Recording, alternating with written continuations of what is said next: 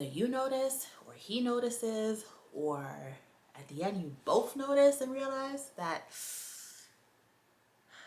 the condom broke. The condom broke.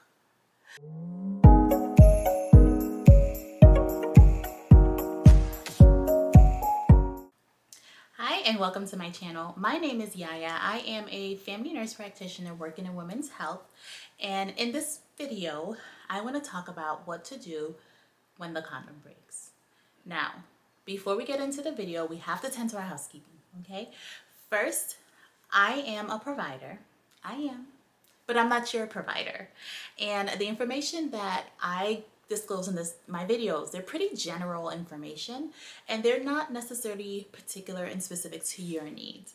If you have a particular question about your current health status, then I will always recommend that you seek information and seek assistance from your personal provider.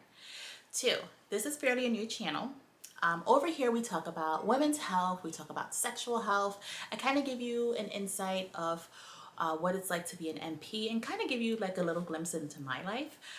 If these things interest you, then go ahead and subscribe to my channel, become a part of my family, share my videos, like, comment, subscribe, turn on your post notifications, all the good stuff that YouTubers say, right?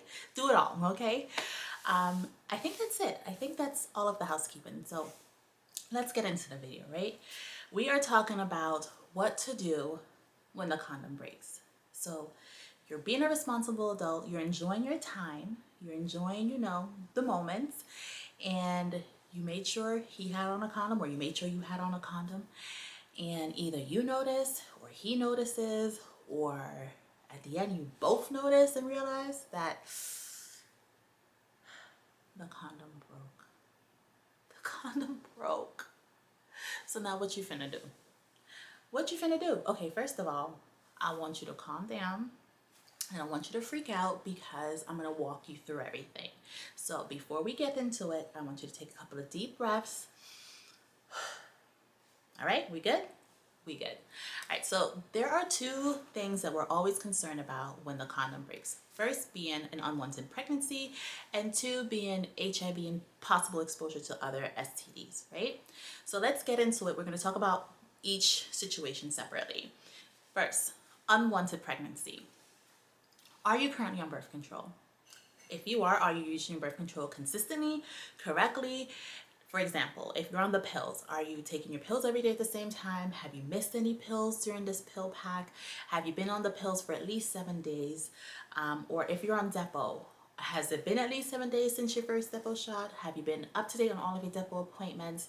Have you missed any appointments? If you are on another form of birth control other than the condoms, and you're using that birth control consistently and correctly, then perhaps an unwanted pregnancy isn't necessarily a concern of yours, right?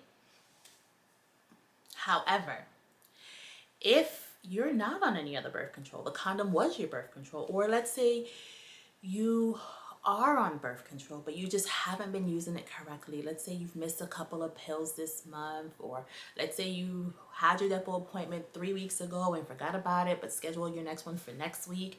So you're kind of in the limbo. Then pregnancy or an unwanted pregnancy definitely is on your high alert, right? If it's been less than 72 hours or 3 days, then you can just go to your local pharmacy and take a Plan B, okay? The sooner, however, you take a Plan B, the better your chances are at preventing that pregnancy. If it's been more than 3 days, but less than 5 days, there's still an opportunity for you to have emergency contraception. But this means that you'll have to go to your provider. You have to go to your primary care provider. You have to go to an OBGYN. You got to go to a provider because they can prescribe you what we call Ella. Ella is a little bit different from Plan B because it gives you those extra 2 days. And again, time is always of an essence when it comes to these things. So the sooner you act on taking that Plan B or Ella, the better your chances are for preventing this unwanted pregnancy or unwanted pregnancy, right? And then while you take that Plan B, or if you had to go to your provider and get the Ella, this is probably a good time for you to think about birth control in general, because honestly condoms do break and I want to make sure you're protected. And so think about birth control, what it looks like for you and what may fit your lifestyle. I have a video about the 10 questions, most frequently asked questions that I get about birth control. Plop into that video, listen to it and see what you think, and then go to your provider and potentially get on birth control, get started on birth control, right? So the second thing that we're concerned about is HIV and STDs. So let's talk a little bit about HIV. If you had intercourse with an individual that we consider someone that is at a higher risk for contracting HIV, and this is going to be someone who maybe does IV drugs and share needles, or is already HIV positive, or has multiple partners and doesn't use condoms, or is a sex worker, then there is a medication that your provider can prescribe you. It's called NPEP. But again, time is of an essence, and this is something that you have to jump on quickly, and it's something that you have to do within the first 3 days or 72 hours that you've been exposed.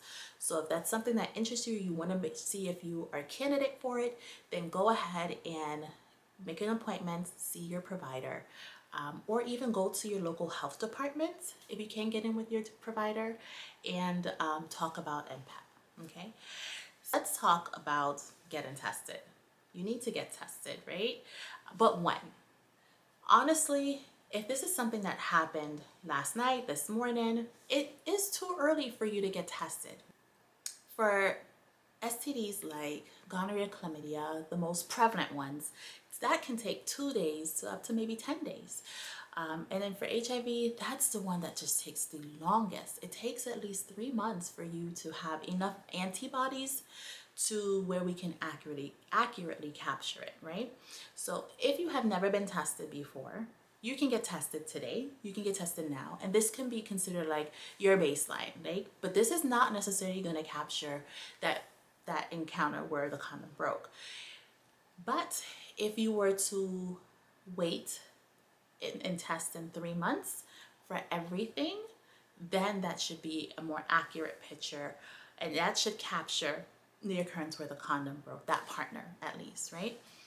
So get tested, have a conversation with your provider about whether you test now versus later, but testing is definitely one of them. So I hope you found the information in this video very beneficial. I hope you did. If you did, comment below, let me know. Has this happened to you before? Has the condom ever broken? I know it has. It's happened to me. It was such a scare. But I didn't like this video.